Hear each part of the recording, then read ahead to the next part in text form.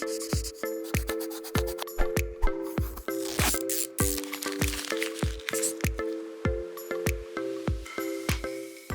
I'm Kate, a curriculum designer here at NuVuX. Today, we're going to do one of our design dashes, a quick lo-fi prototyping activity that you can do in your classroom with materials that you already have on hand.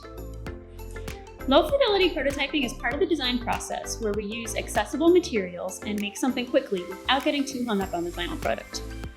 In this project, we are completing a concrete design challenge, which focuses on leveling up the fabrication skills for your students. This project is called Copy, and just like the name suggests, students are going to create a copy of an existing object.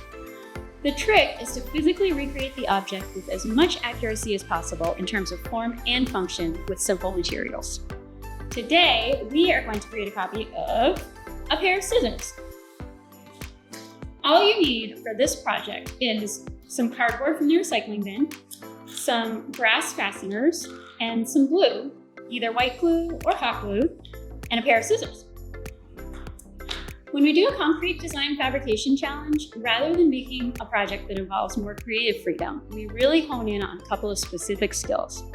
One is the ability to look really closely at something. If you're going to recreate a copy of the scissors, you have to look really closely at the scale of this object, at the shape, at the angles, and at the mechanism. Students will also quickly get a sense of materials and how to work with them. What is the best way to cut cardboard? Does the corrugation make the cardboard stronger in one direction than the other? How can a simple fastener allow for a moving mechanism in a model? The best way to gain skills in prototyping is just a prototype. So there you have it. We've made our copy of scissors, or 10 copies of scissors. So this is a really cool activity that you can do at any point during the school day. It can take 15 to 30 minutes. If you want to have the kids share out what they made afterwards and show each other the result, that can be really fun too.